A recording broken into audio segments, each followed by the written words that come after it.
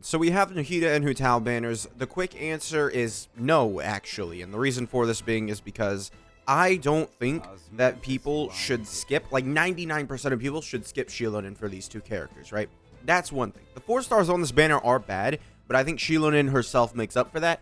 And it really only depends if you use Dendro characters. And then I would tell you to summon for Nahida instead, right? That's where we get into that point. But I really feel like if you're not using like Chloride, Alhaitham, Sinnoh, like if you're not using one of those characters as like one of your main characters to do damage with, I don't think you should be summoning for Nahida, honestly. Like, I looked back at it and I'm like, people brought up a good point. Like, Nahida really doesn't, like, she hasn't gotten better, I would say. Like, she really just sort of sat there stagnant with getting only like Chloride as her new option, I would say. Now, the teams that she's been on have gotten better with, like, Fiorina, but she hasn't gotten, like, new main DPSs other than Chloride to work with, right? So that's one thing that, you know, it's an issue with Nahida, right? So, yeah, Nahida here, but you do also have I'll say 2 great 4 stars and then 1 alright 4 star. He's a main DPS, Sethos. He's not a crazy character that I would say, wow, this guy's really cool. He's a main DPS, not really crazy for him. Honestly, I think overall he's all right at best. Like, I don't see any good numbers from him. I haven't really seen many people play him, and generally people will say that like, oh, that doesn't mean a character's bad, but generally if I'm not seeing a lot of people play him, that means a lot of people aren't also liking him and wanting to use him, which means there's a reason for that, and I just don't know necessarily the reason, whether it's just popular opinion, just don't like the playstyle or something, right? So Sethos, not a good character that I would recommend looking at and be like, oh yeah, if I get that guy, it'll be great.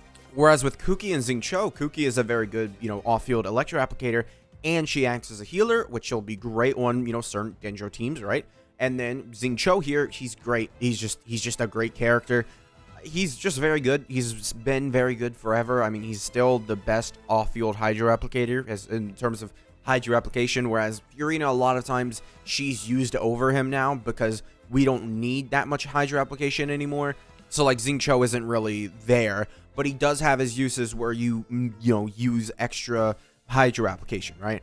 Now we have the characters. Nahida, like I said, I just don't think, unless you're a Dendro like reaction main, like if you're not using Dendro reactions as your main reaction for like team damage, I don't think Nahida is really a good choice to summon for, especially when you have Shilonen and then you can summon for Shilonen now and then save for the Pyro Archon coming up soon. Like, eventually, I'm assuming the Pyro Archon is going to be the best character in the game, right? So we went from Nahida being the best character in the game to I think Fiorina is the best character in the game, and then we're going to go into Pyro Archon being the best character in the game, right?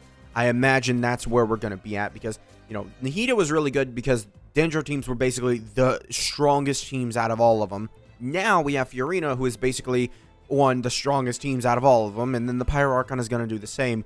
And probably going to make Mulanni maybe even possibly better than Nevi. It depends. But she could end up being like the best character, like best main DPS in the game, depending on what the Pyro Archon actually provides. And then it could also increase Kenich's, you know, usability. And I don't really know how she would react with Shilonen, but hey.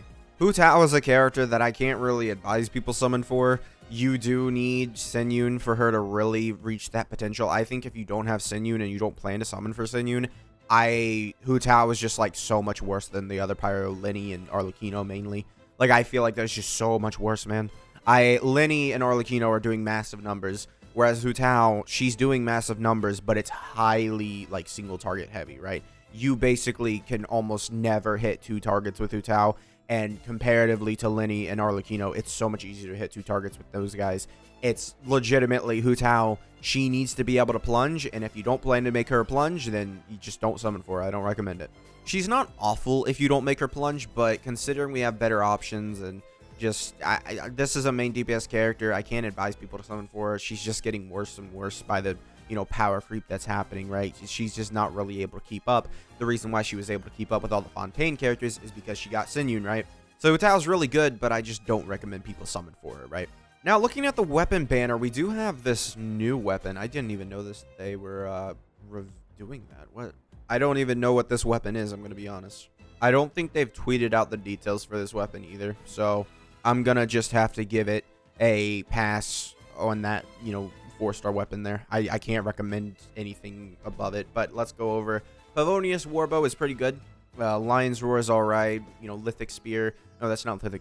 Dragon's Bane is what I think this is. That's a pretty good weapon for, like, you know, EM right in and, you know, Eye of the Storm.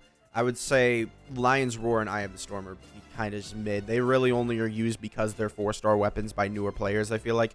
I don't think you're using these weapons at all, really, beyond just the normal, like, oh yeah, they have high base attack, let's give it to this character, right? It's overall a decent weapon banner. These two weapons are pretty good.